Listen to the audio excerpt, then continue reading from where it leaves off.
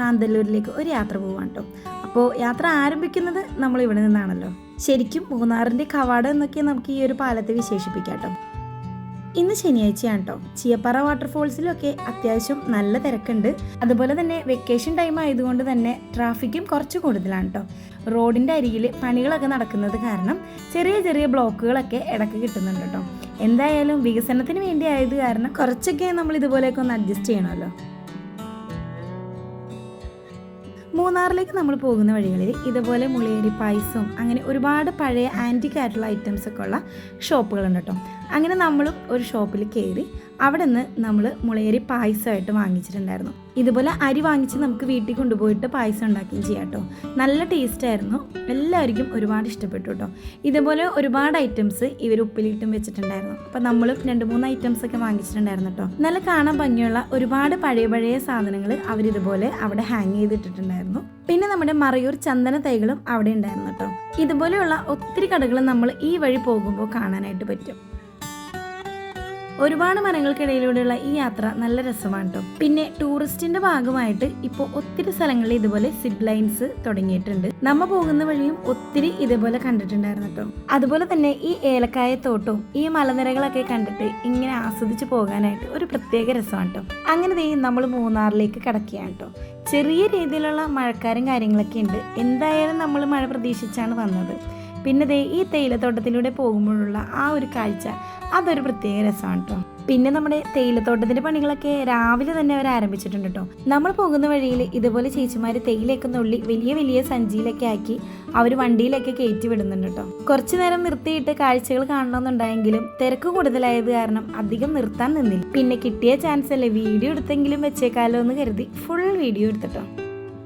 ഈ ഒരു പോക്കിൽ ഏറ്റവും സന്തോഷം തോന്നുന്ന ഒരു കാര്യം ഈ മലമുകളിലേക്ക് നോക്കുമ്പോൾ കാണുന്ന ഈ ഒരു കോടമഞ്ഞാണ് കേട്ടോ.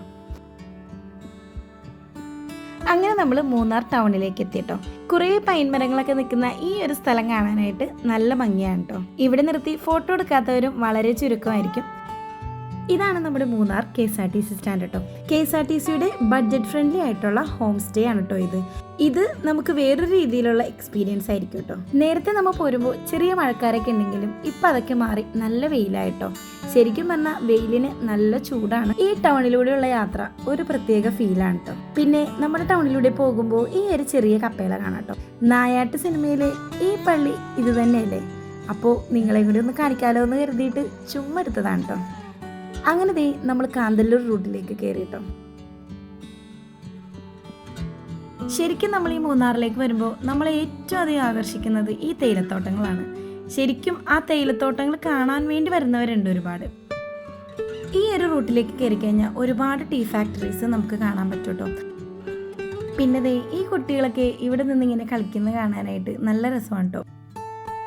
അതുപോലെ ചെറിയ ഒത്തിരി വെള്ളച്ചാട്ടങ്ങൾ ഉണ്ടെങ്കിലും വേനൽക്കാലം കൂടുതലായത് കാരണം വെള്ളമൊന്നുമില്ല കേട്ടോ. തേയിലയൊക്കെ കണ്ടു കഴിഞ്ഞാൽ പിന്നെ ഏറ്റവും കൂടുതൽ നമ്മൾ കാണുന്നത് ഇവിടുത്തെ പൂക്കളായിരിക്കും. നമ്മുടെ നാട്ടിലും ഒരുപാട് പൂക്കളും മരങ്ങളൊക്കെ ഉണ്ടെങ്കിലും ഇവിടെ വരുമ്പോൾ കാണുന്ന പൂക്കൾക്കൊക്കെ ഒരു പ്രത്യേക നിറവും ഭംഗിയൊക്കെ ആയിരിക്കും. മുകളിലേക്ക് പോകുമ്പോൾ അടിയിൽ കാണുന്ന ഈ കാഴ്ചകളൊക്കെ കാണാൻ ഒരു പ്രത്യേക രസമാണ് കേട്ടോ. ആ പോകുന്ന KSRTC ബസ് കണ്ടോ. കാന്തല്ലൂരിലേക്ക് ഉല്ലാസയാത്ര പോകുന്ന ബസ്സുകളാണ് കേട്ടോ. ഇതുപോലെ ഒത്തിരി ബസ്സുകളുണ്ട്. ഈ പ്രാവശ്യം പോയപ്പോൾ കുറേ തേയിലകളൊക്കെ ഇതേപോലെ ഉണങ്ങി നിൽക്കുന്നുണ്ട് കേട്ടോ. അതവർ പറിച്ചൊക്കെ കഴിഞ്ഞ് രണ്ടാമത് നടാൻ വേണ്ടിയിട്ട് സെറ്റ് ചെയ്തിട്ടേക്കുന്നതാണ്. ഒരുപാട് നല്ല ഫോട്ടോസൊക്കെ എടുക്കണം എന്നുള്ള പ്ലാനിലാണ് വന്നതെങ്കിലും കുറേ ഒന്നും നടന്നില്ല കേട്ടോ. അങ്ങനെ ഈ ഒരു സ്പോട്ടിലെത്തിയപ്പോൾ അത്യാവശ്യം നല്ല പച്ചപ്പൊക്കെയുള്ള തേയിലയൊക്കെ കണ്ടായിരുന്നു. ഞങ്ങൾ കുറച്ച് ഫോട്ടോസും വീഡിയോസൊക്കെ എടുക്കാനായിട്ട് ഫാമിലി ആയിട്ട് അവിടെ ഇറങ്ങി കേട്ടോ. നമ്മുടെ വീഡിയോൻ്റെ ഇൻട്രോയിൽ തന്നെ കാണിക്കുന്ന ആ ഒരു വീഡിയോ ഇവിടെ നിന്ന് എടുത്തതാണ് കേട്ടോ. ഇതാണ് ഞാൻ പറഞ്ഞ ആ ഉല്ലാസയാത്ര. നമുക്കിതുപോലെ KSRTC ബസ്സിനും നമുക്ക് കാന്തല്ലൂരിലേക്ക് ഉല്ലാസയാത്ര പോകാനായിട്ടുള്ള അവസരങ്ങളുണ്ട് കേട്ടോ. അപ്പം അതിൻ്റെ ഡീറ്റെയിൽസൊക്കെ ഞാൻ ഡിസ്ക്രിപ്ഷനിൽ കൊടുത്തേക്കാം. നിങ്ങളൊന്ന് ചെക്ക് ചെയ്താൽ മതി കേട്ടോ.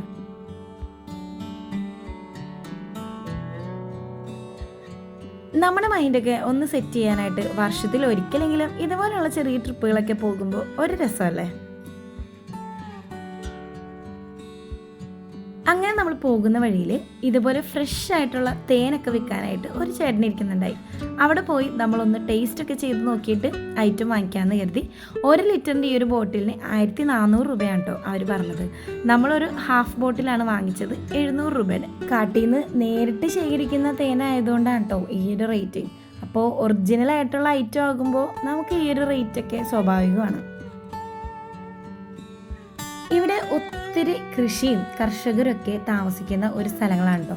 നമ്മൾ വഴിയിലൂടെ പോകുമ്പോൾ ഇതുപോലെ ഒരുപാട് പശുക്കളെയൊക്കെ കാണാം കേട്ടോ.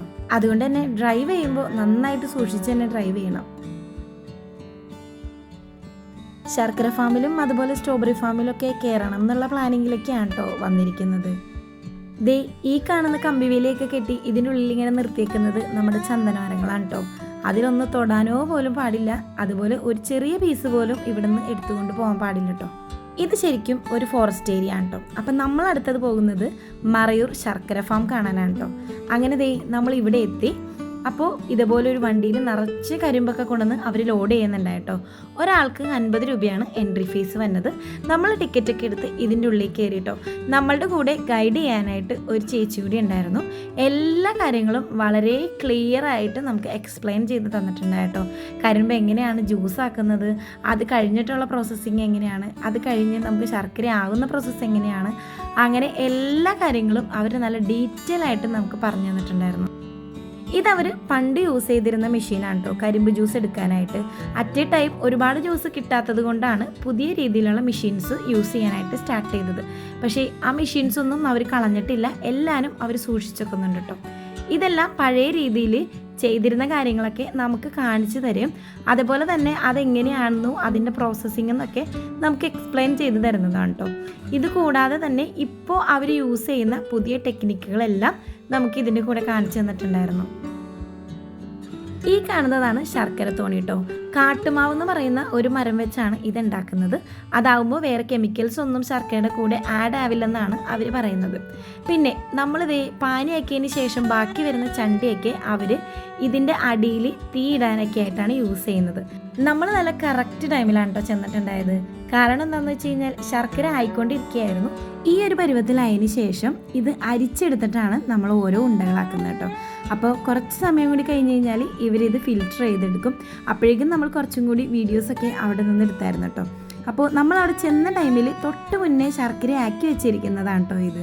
അങ്ങനെ ദേ ആ ഒരു പാകമായി കഴിഞ്ഞപ്പോൾ താഴെയുള്ളൊരു ലിവർ വലിച്ചു കഴിയുമ്പോൾ ഇതേപോലെ ശർക്കര അരിച്ച് താഴേക്ക് വരും കേട്ടോ. ഇത് നമ്മൾ നേരത്തെ കണ്ട ആ ഒരു മരത്തിലുണ്ടാക്കിയ തോണിയാണ് കേട്ടോ. അങ്ങനെ അതിലേക്ക് ഒഴിച്ചതിന് ശേഷം ഇനി ഇതിലാണ് മിക്സിങ് പരിപാടികളൊക്കെ. പിന്നെ വേറൊരു കാര്യം അവർ പറഞ്ഞതെന്ന് വെച്ചാൽ ഇതേപോലെ ശർക്കര എടുത്തതിന് ശേഷം ഇതിനകത്തേക്ക് ചുക്കും അതുപോലെ തന്നെ ജീരകമൊക്കെ ഇട്ട് അവരൊരു മിഠായി പോലെ ജസ്റ്റ് ഉണ്ടാക്കും. അതും അവർ സെയിൽ ചെയ്യുന്നുണ്ട് കേട്ടോ. പിന്നെ നമ്മുടെ ഈ മറയൂർ ശർക്കര പുറത്തേക്കൊന്നും സെയിൽ ചെയ്യാറില്ല. അവർ കൂടുതൽ ഓൺലൈനായിട്ടുള്ള സെയിലുമാണുള്ളത് കേട്ടോ. ഈ കാണുന്നത് ഇവരുടെ സ്വന്തം ഫാമാണ്. കരിമ്പ് കൃഷി ചെയ്യുന്ന അവരുടെ തന്നെ ഫാമാണ് കേട്ടോ. അവിടെ നിന്ന് ഒരുപാട് കർഷകർ ഇതുപോലെ കരിമ്പ് പറിക്കുകയും അവിടുത്തെ ക്ലീനിങ് ഒക്കെ ചെയ്യുന്നുണ്ട് കേട്ടോ. പിന്നെ തൊട്ടടുത്ത് ഇതുപോലെ തന്നെ നമുക്ക് കരിമ്പ് ജ്യൂസൊക്കെ കുടിക്കാനുള്ള സൗകര്യം ഉണ്ട് കേട്ടോ. ഒരു ഗ്ലാസ് കരിമ്പ് ജ്യൂസിന് 50 രൂപയാണ് റേറ്റ് വന്നത് കേട്ടോ. പക്ഷേ നല്ല ഫ്രഷ് ആയിട്ടുള്ള നല്ല അടിപൊളി ജ്യൂസായിരുന്നു കേട്ടോ. ഇതിൻ്റെ കൂടെ അവർ നാരങ്ങയും ഇഞ്ചിയൊക്കെ ചേർത്തിട്ടുള്ള ഒരു മിക്സ് കൂടി ആഡ് ചെയ്യുന്നുണ്ട്. അപ്പോൾ ഞങ്ങളെല്ലാവരും വാങ്ങിച്ച് ഒരേ ഗ്ലാസ് കുടിച്ചായിരുന്നു കേട്ടോ. ദേ ഇതിൻ്റെ അരികത്ത് ഈ നട്ടിരിക്കുന്നത് ചന്ദനമരമാണ് കേട്ടോ. പിന്നെ ദേ നമ്മൾ നേരത്തെ അവർ കാണിച്ച ആ ഒരു മിഠായി ഇതുപോലെ ചെറിയ ഡെപ്പിയിലേക്ക് ആക്കി സെയിൽ ചെയ്യുന്നുണ്ട് കേട്ടോ. അതിനും 50 രൂപയാണ്. അപ്പം അതും വാങ്ങിച്ചു. പിന്നെ കുറച്ച് മറയൂർ ശർക്കരയും കൂടി വാങ്ങിച്ചിട്ട് പിന്നെ നമ്മൾ അവിടെ നിന്ന് പോന്നു കേട്ടോ. പോരുന്ന വഴിയിൽ ഇതുപോലെ കരിമ്പൊക്കെ എടുത്തിട്ട് കളക്ട് ചെയ്യുന്നതൊക്കെ കാണാം കേട്ടോ. അങ്ങനെ ദേ നമ്മൾ കാന്തല്ലൂരിലേക്ക് എൻട്രി ചെയ്തു കേട്ടോ. ഇപ്പോൾ ഉച്ച സമയമാണ് കേട്ടോ. എല്ലാവർക്കും നന്നായിട്ട് വിശന്നിരിക്കുന്ന ടൈം ആയത് കാരണം ലൈറ്റായിട്ടുള്ള ഫുഡ് കഴിക്കാമല്ലോ എന്ന് കരുതിയിട്ട് എല്ലാവരും ഊണാണ് കഴിച്ചത്. അങ്ങനെ ഊണൊക്കെ കഴിച്ച് നമ്മളുടെ യാത്ര വീണ്ടും ആരംഭിക്കുകയാണ് കേട്ടോ. ഇവിടെ എവിടെയെങ്കിലും കാണാൻ പറ്റുന്ന ഒരു സ്ഥലമൊക്കെ ഉണ്ടെങ്കിൽ ഇറങ്ങണമെന്നുള്ള പ്ലാനൊക്കെ ഉണ്ടായിരുന്നു. പക്ഷേ നടന്നില്ല. ഇതേപോലെ ഒരുപാട് ജീപ്പുകൾ നമ്മൾ പോകുന്ന വഴിയൊക്കെ പോകുന്നുണ്ടായിരുന്നു കേട്ടോ. ഏറ്റവും കൂടുതൽ കാന്തല്ലൂർ ആൾക്കാർ കാണാനായിട്ട് വരുന്നത് ഇതുപോലുള്ള ജീപ്പുകളിലാണ്. കാരണം എന്താണെന്ന് വെച്ച് കഴിഞ്ഞാൽ ഏത് കുണ്ടും കുഴിയിലും ചാടിപ്പോകാൻ പറ്റുന്ന ഒരു വണ്ടി അതാണല്ലോ. ജീപ്പ് സഫാരിക്കൊക്കെ പോകണമെന്നുണ്ടായെങ്കിലും പിള്ളേർ 3 പേരുണ്ടായത് കാരണം ആ ഒരു പ്ലാൻ അങ്ങ് നടന്നില്ല കേട്ടോ. ചില റോഡുകളൊക്കെ തീരെ ചെറുതാണ് കേട്ടോ, എന്നാലും ഒരുപാട് വണ്ടികളും അതുപോലെ KSRTC ബസ്സും എല്ലാം ഈ വഴി പോകാറുണ്ട് കേട്ടോ. അങ്ങനെ നമ്മുടെ റിസോർട്ട് എത്തിയിട്ടോ. അപ്പോൾ കാന്തല്ലൂരുള്ള ഫയർഫ്ലൈ എന്ന് പറയുന്ന റിസോർട്ടാണ് നമ്മൾ എടുത്തിട്ടുണ്ടായത്. റിസോർട്ടിൻ്റെ ഡീറ്റെയിൽസും കോൺടാക്ട് നമ്പറൊക്കെ ഞാൻ ഡിസ്ക്രിപ്ഷനിൽ കൊടുത്തേക്കാട്ടോ. അപ്പോൾ ചെന്ന ഉടനെ നമ്മൾ ഇതുപോലെ കുറച്ച് നല്ല അടിപൊളി വീഡിയോസൊക്കെ എടുത്തിട്ടോ. കാരണം ഇനി ഇരുട്ടായി കഴിഞ്ഞാൽ നമുക്ക് അത്ര നല്ല ഭംഗിയുള്ള വീഡിയോസ് കിട്ടില്ല. റിവ്യൂസൊക്കെ നോക്കിയിട്ടാണ് നമ്മൾ പോയതെങ്കിലും നമ്മൾ എക്സ്പെക്ട് ചെയ്തതിലും നല്ല അടിപൊളിയായിരുന്നു കേട്ടോ. പിന്നെ എടുത്തു പറയേണ്ട ഒരു കാര്യം, അവരുടെ ആ ഒരു സർവീസിങ്ങും അതും നല്ല അടിപൊളിയായിരുന്നു കേട്ടോ. ചെന്ന ടൈമിൽ അങ്ങനെ കാര്യമായ തണുപ്പും കാര്യങ്ങളൊന്നും ഉണ്ടായിരുന്നില്ല കേട്ടോ. നമ്മളുടെ ഒരു നോർമൽ ക്ലൈമറ്റ് തന്നെയായിരുന്നു. പക്ഷേ വൈകുന്നേരം ആകുന്തോറും നല്ലൊരു തണുപ്പും കാറ്റും ഒക്കെ ഉണ്ടായിരുന്നു കേട്ടോ. ചെന്ന ഉടനെ തന്നെ നമ്മൾ പുറത്തേക്ക് ഇറങ്ങി കേട്ടോ. കാരണം പുറത്ത് ആ ഒരു കാഴ്ചകളൊക്കെ ഈ ഒരു ടൈമിലേ കാണാൻ പറ്റുള്ളൂ. ഈ ഒരു റിസോർട്ടിൻ്റെ സൈഡിലായിട്ട് ചെറിയൊരു ഗാർഡനൊക്കെ സെറ്റ് ചെയ്തിട്ടോ. അവിടെ ഇതുപോലെ ചെറിയും അതുപോലെ തന്നെ ആപ്പിളും സ്ട്രോബെറിയും അങ്ങനെ ഒരുപാട് ഫ്രൂട്ട്സുകളൊക്കെ ഉണ്ടായിരുന്നു കേട്ടോ. പിന്നെ നമ്മളതൊന്നും പറിക്കുകയൊന്നും ചെയ്തില്ല, ജസ്റ്റ് വീഡിയോസിന് വേണ്ടി മാത്രം എടുത്തുന്നുള്ളൂ കേട്ടോ. നമ്മുടെ നാട്ടിൽ ഇതൊന്നും ഇല്ലാത്തത് കാരണം ഇങ്ങനെ ഫ്രഷ് ആയിട്ട് കാണുമ്പോൾ ഒരു പ്രത്യേക ഭംഗിയാണ് കേട്ടോ. കുട്ടികൾ പിന്നെ ചെന്ന ഉടനെ തന്നെ അവരുടെ പണികളൊക്കെ ആരംഭിച്ചായിരുന്നു കേട്ടോ. ഇവിടെ ഇതുപോലെ കളിക്കാനുള്ള ചെറിയൊരു ഏരിയ ഒക്കെ ഉള്ളത് കാരണം അവർ ഫുൾ ടൈം ആ ഒരു സ്ഥലത്ത് തന്നെയായിരുന്നു. നമ്മുടെ റൂമിൻ്റെ തൊട്ട് ഫ്രണ്ടിൽ തന്നെയായിരുന്നു കേട്ടോ അത്. ഇനി ഞാൻ നമ്മളെടുത്ത റൂം ഒന്ന് കാണിച്ചു തരാം കേട്ടോ. കണ്ടോ, ഇതുപോലെ നല്ല വിശാലമായിട്ടുള്ള ഒരു സ്പേസ് ആയിരുന്നു കേട്ടോ. എല്ലാം കൊണ്ടും നല്ല ഫെസിലിറ്റീസ് ഉള്ള ഒരു റൂമായിരുന്നു. ഇതുപോലെ 2 റൂംസാണ് നമ്മൾ എടുത്തിട്ടുണ്ടായിട്ടോ. നമ്മൾ ടോട്ടൽ 6 പേരും 3 കുട്ടികളാണ് ഉണ്ടായിരുന്നത്. അതുകൊണ്ട് തന്നെ 2 റൂം എടുത്തു. രാത്രിയിലത്തെ ഈ ഒരു വൈബ് അത് വേറെയാണ് കേട്ടോ. നല്ല തണുപ്പൊക്കെ ഉണ്ടായിരുന്നു. എന്നാലും ഈ ചൂടിൽ നിന്ന് പോയിട്ട് ആ തണുപ്പ് ആസ്വദിച്ചില്ലെങ്കിൽ പിന്നെ എന്തിനാ അവിടെ വരെ പോയത്. ഇങ്ങനെ രാത്രി ഫുഡ് അടിയൊക്കെ കഴിഞ്ഞ് നല്ല അടിപൊളിയായിട്ട് ഉറങ്ങി രാവിലെ എണീറ്റ് കുളിച്ച് ഫ്രഷായി ഇതേ നമ്മൾ ബ്രേക്ക്ഫാസ്റ്റ് കഴിക്കാൻ പോവാണ് കേട്ടോ. നമ്മളുടെ റൂംസിന്റെ തൊട്ട് മുകളിലായിട്ടാണ് റെസ്റ്റോറൻറ്റ് വന്നേട്ടോ. അപ്പോൾ ഇന്ന് രാവിലെ ബ്രേക്ക്ഫാസ്റ്റ് നല്ല ചൂട് ദോശയും ഇഡ്ഡലിയും സാമ്പാറും ചമ്മന്തിയൊക്കെയാണ് കേട്ടോ. ഈ ഒരു ചെറിയ തണുപ്പിൽ നല്ല ചൂട് ചായയും ഇതുപോലെ ദോശയൊക്കെ കിട്ടുമ്പോൾ അതൊരു പ്രത്യേക സുഖമാണ് കേട്ടോ. അങ്ങനെ ഇഡ്ഡലിയും സാമ്പാറും ചമ്മന്തിയൊക്കെ ആയിട്ട് നമ്മളങ്ങനെ രാവിലത്തെ ബ്രേക്ക്ഫാസ്റ്റ് കഴിക്കാൻ പോവാണ് കേട്ടോ. ഇതുകൂടാതെ ഇതിൻ്റെ കൂടെ ബ്രെഡും ജാമും ഒക്കെ എടുക്കണമെങ്കിൽ അതുകൊണ്ട് കേട്ടോ. അപ്പം എന്തായാലും ഞങ്ങൾ കഴിക്കാം കേട്ടോ. നമ്മളുടെ ഈ ഒരു സാമ്പാറിലിട്ടേക്കുന്ന ഈ ക്യാരറ്റ് ഉരുളക്കിഴങ്ങൊക്കെ ഈ റിസോർട്ടിൻ്റെ തൊട്ടടുത്ത് തന്നെ ഒരുപാട് കൃഷിക്കാരുണ്ട്. അവരുടെ കയ്യിൽ നിന്ന് വാങ്ങിച്ചിട്ടാണ് ഇവർ ഈ സാമ്പാറിലിട്ടേക്കുന്നത് കേട്ടോ. ആ ക്യാരറ്റൊക്കെ കഴിക്കുമ്പോൾ തന്നെ അറിയാം നല്ല ഫ്രഷാണ് കേട്ടോ. ഈ റെസ്റ്റോറൻറ്റിൻ്റെ മേളിൽ നിന്ന് നോക്കുമ്പോൾ കാണുന്ന വ്യൂവും ഭയങ്കര രസമാണ് കേട്ടോ. അപ്പോൾ ഏകദേശം നമ്മളുടെ ഫുഡ് കഴിക്കലൊക്കെ കഴിയാറായിട്ടോ. പിള്ളേർ പിന്നെ കുറച്ച് സ്ലോ ആയിരിക്കുമല്ലോ. അങ്ങനെ ഫുഡ് അടിയൊക്കെ കഴിഞ്ഞിട്ട് നമ്മൾ റിസോർട്ടിൻ്റെ പുറത്തേക്ക് വന്നിട്ടോ. ഇവിടെ ഞാൻ നേരത്തെ പറഞ്ഞ പോലെ ഒരുപാട് കർഷകരൊക്കെ താമസിക്കുന്ന സ്ഥലമായതുകൊണ്ട് അവർ സ്വന്തമായിട്ട് ക്യാരറ്റും ഉരുളക്കിഴങ്ങും ബീട്രൂട്ടും അങ്ങനെ ഒരുപാട് സാധനങ്ങൾ ഉണ്ടാക്കുന്നുണ്ട്. അപ്പോൾ നമ്മളെ കാണിക്കാനായിട്ടും അത് വാങ്ങിക്കാനൊക്കെ ആയിട്ട് അവർ നമ്മളെ കൊണ്ടുപോയിട്ടോ. അപ്പോൾ ഇവിടെ നിന്ന് താഴേക്ക് ഇറങ്ങുമ്പോഴാണ് അവരുടെ കൃഷിയൊക്കെ കേട്ടോ. ഇറങ്ങാനൊക്കെ ആയിട്ട് കുറച്ച് ബുദ്ധിമുട്ടായിരുന്നു, എന്നാലും കുഴപ്പമില്ലായിരുന്നു കേട്ടോ. അപ്പോൾ ദേ ഈ നിൽക്കുന്നത് ക്യാബേജാണ്. ദേ ഇതാണ് നമ്മളുടെ ക്യാരറ്റ്. അങ്ങനെ ഫ്രഷ് ആയിട്ട് കുറച്ച് ക്യാരറ്റും ഉരുളക്കിഴങ്ങും അതുപോലെ തന്നെ കുറച്ച് ഐറ്റംസൊക്കെ നമ്മൾ അവിടെ നിന്ന് വാങ്ങിച്ചിട്ടുണ്ടായിട്ടോ. നമ്മളെപ്പോലെ ടൂറിസ്റ്റായിട്ട് ചെല്ലുന്നവരൊക്കെ ചെല്ലുമ്പോഴാണല്ലോ അവർക്കും എന്തെങ്കിലുമൊക്കെ കച്ചവടമൊക്കെ ഉണ്ടാകുന്നത്. അപ്പോൾ നമ്മൾ കുറച്ച് ഐറ്റംസൊക്കെ അവരുടെ നിന്ന് വാങ്ങിച്ചിട്ടോ. ഇതൊക്കെ വാങ്ങിക്കുന്നതിൻ്റെ ഇടയിൽ ചേച്ചി നമ്മളോടൊരു കാര്യം പറഞ്ഞായിരുന്നു കേട്ടോ. ഇന്നലെ രാത്രി ഇവിടെ ആനയൊക്കെ വന്നിട്ട് കുറേയൊക്കെ നശിപ്പിച്ചിട്ടു. അത് കേട്ടപ്പോൾ ഒരു ടെൻഷനൊക്കെ ആയിരുന്നു. എന്നാലും കുഴപ്പമില്ല, പകലായതുകൊണ്ട് ആന വരില്ല എന്നുള്ള വിശ്വാസത്തിൽ നമ്മളും അങ്ങ് ഇറങ്ങിട്ടോ. അപ്പം എന്തായാലും നമുക്ക് വേണ്ടിയുള്ള ക്യാരറ്റാണ് കേട്ടോ ചേച്ചി പറിച്ചെടുക്കുന്നത്. ഈ ഒരു മഡ് ഹൗസ് കണ്ടോ, ഇത് അവരുടെ തന്നെ വീടാണ് കേട്ടോ. ഇതിൻ്റെ ഉള്ളിൽ ഒരു സംഭവമുണ്ട്. വെളുത്തുള്ളി പറിച്ച് ഉണക്കാനായിട്ട് ഇട്ടിരിക്കുന്നതാണ് കേട്ടോ. നല്ല ഭംഗിയുണ്ടായിരുന്നു അത് കാണാനായിട്ട്. നമ്മുടെ ഇവിടെ കിട്ടുന്ന പോലെ ഒത്തിരി വലിയ വെളുത്തുള്ളികളല്ല കേട്ടോ, തീരെ ചെറിയ ചെറിയ വെളുത്തുള്ളികളാണ്. പക്ഷേ അധികം ഒന്നും ഉപയോഗിക്കേണ്ട, കുറച്ച് ഉപയോഗിച്ചാൽ തന്നെ നല്ല ടേസ്റ്റ് ആയിരിക്കും എന്ന് പറഞ്ഞിട്ടോ. അപ്പോൾ ഒരുപാട് ഇതേപോലെ അവർ കളക്ട് ചെയ്ത് വെച്ചിട്ടുണ്ട്. ഈ മഡ് ഹൗസ് അവർ തന്നെ ചെയ്തെടുത്തതാണെന്ന് പറഞ്ഞപ്പോൾ ഒട്ടും വിശ്വസിക്കാൻ പറ്റിയില്ല കേട്ടോ. വളരെ ചെറിയ സൗകര്യങ്ങളാണെന്നുണ്ടെങ്കിലും കാണാനായിട്ട് നല്ല ഭംഗിയായിരുന്നു. ദേ ഈ കാണുന്നത് പീച്ച് മാംഗോ എന്ന് പറഞ്ഞിട്ടുള്ള ഒരു ഫ്രൂട്ടാണ് കേട്ടോ. ഞാൻ ആദ്യമായിട്ടാണ് ഇത് കാണുന്നത്. അതും അവരവിടെ വിൽക്കാനായിട്ട് വെച്ചിട്ടുണ്ടായിരുന്നു. അപ്പോൾ അതിൽ നിന്നും കുറച്ച് നമ്മൾ വാങ്ങിച്ചു. പിന്നെ ദേ ഈ ഒരു വെളുത്തുള്ളിയും വാങ്ങിച്ചിട്ടുണ്ടായിട്ടോ.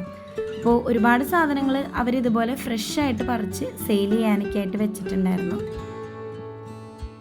ഒരുപാട് സ്നേഹത്തോടും സന്തോഷത്തോടും കൂടിയാണ് കേട്ടോ നമ്മളോട് പെരുമാറിയതും അതുപോലെ തന്നെ അവരുടെ ആ ഒരു കൃഷിയിടങ്ങളൊക്കെ കാണിക്കാനായിട്ട് നമ്മളെ കൊണ്ടുപോയതൊക്കെ. ഞങ്ങൾക്കും ഒത്തിരി സന്തോഷം തോന്നിയായിരുന്നു. പോയില്ലായിരുന്നെങ്കിൽ ശരിക്കും ഇതൊക്കെ മിസ്സായി പോയേനെ. ഇതൊന്നും കൂടാതെ ഒത്തിരി വെറൈറ്റി ആയിട്ടുള്ള റോസാ ചെടികളും ഉണ്ടായിരുന്നു കേട്ടോ. അപ്പോൾ നമ്മുടെ ഇവിടെ പിടിക്കില്ലെങ്കിലും 2 കൊമ്പ് ഞങ്ങളും വാങ്ങിച്ചായിരുന്നു. അങ്ങനെ നമ്മളുടെ റിസോർട്ടിൽ നിന്ന് ബൈ ബൈ പറഞ്ഞ് നമ്മൾ ഇറങ്ങി കേട്ടോ. തിരിച്ചു വരുന്ന വഴി നല്ല മഴയായിരുന്നു. അപ്പോൾ ഇങ്ങനെ നമ്മുടെ ട്രിപ്പ് ഇഷ്ടമായെങ്കിൽ ചാനൽ സബ്സ്ക്രൈബ് ചെയ്യാനായിട്ട് മറക്കരുത് കേട്ടോ. ടാറ്റാ.